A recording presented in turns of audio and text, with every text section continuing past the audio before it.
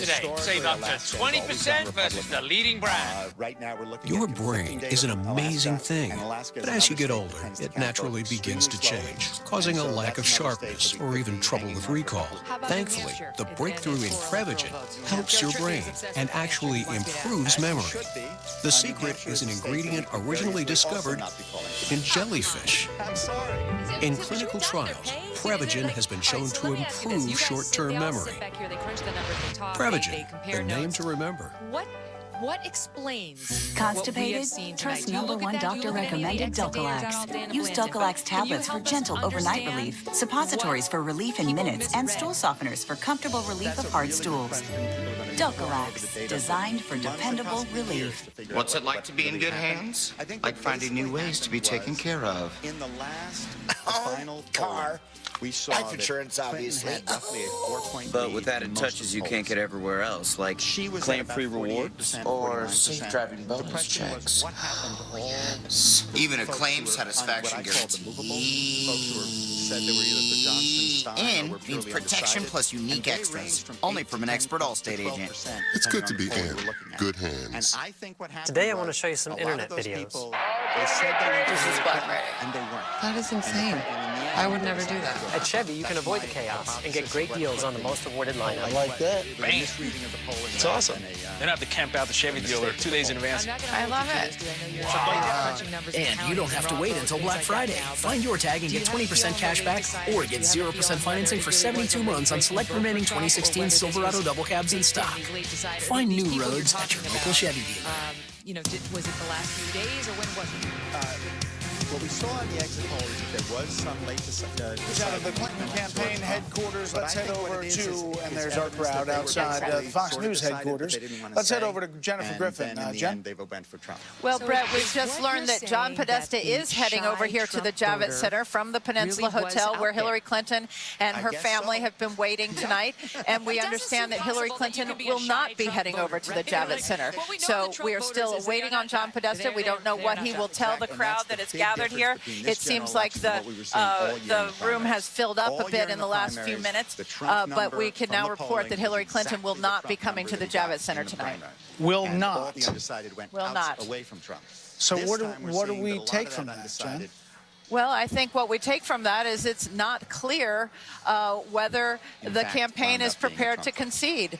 And so I think there are still a number of races that are very close. I think they feel that there are certain states, whether it's New Hampshire or others, that might be in recount territory. Well, let's talk about the irony of this moment.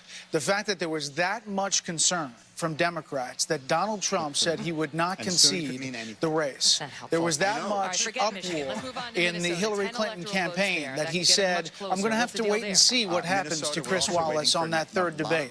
The fact that there was that much press about that comment, and yet here we are, and Hillary Clinton, it appears, is not going to concede tonight, even if Donald Trump gets over this magic number of 270.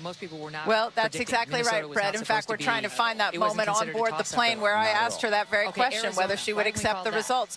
But again, these last few states have not come in yet. Some of them are very close, and it is clear from their analytics that they feel that it's still very close. Okay, Jen, we appreciate the info. If you get anything else, let us know. We want to head over to our decision desk, which has made some calls, and obviously some calls are still pending. Here we are. And Megan didn't walk there this time, but there she is.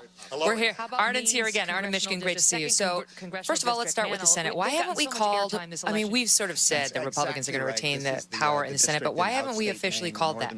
There are several unknowns in the Senate now. The first is that there's a Louisiana runoff, which takes place in early December between a Democrat and a Republican. And while I think a lot of people say the Republican is advantaged in that runoff, we can't make a call for the Senate until we have an actual result from Louisiana. So you're not going to make a call on the Senate tonight? We're never going to get the fancy graphic on the Senate tonight? That is correct. It is theoretically possible that we could get the Democrats to 50, but that would require to believe that they had the control of the Senate. Let me stand you by, because John Podesta is taking the stage now at Hillary's headquarters. Let's listen. Well, folks, I know you've been here a long time, and it's been a long night, and it's been a long campaign.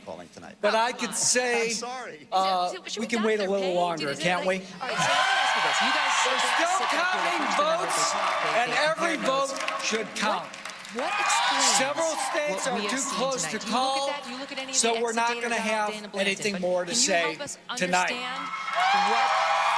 So listen to me. Everybody should head home. You should get some sleep. We'll have more to say tomorrow. I want you to know, I want every person in this hall to know, and I want every person across the country who supported Hillary to know that your voices and your enthusiasm means so much to her and to Tim and to all of us. We are so proud of you.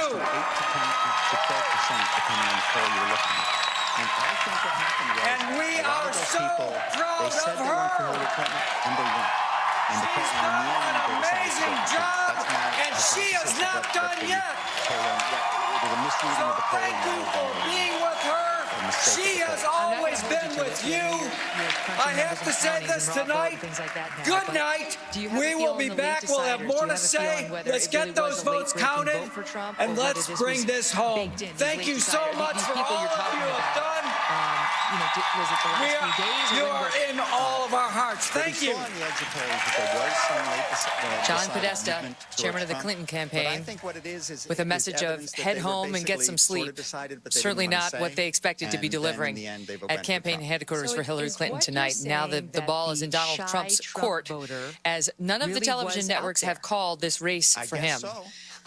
Nor have they called Pennsylvania for him. Some of the outstanding states we're waiting on.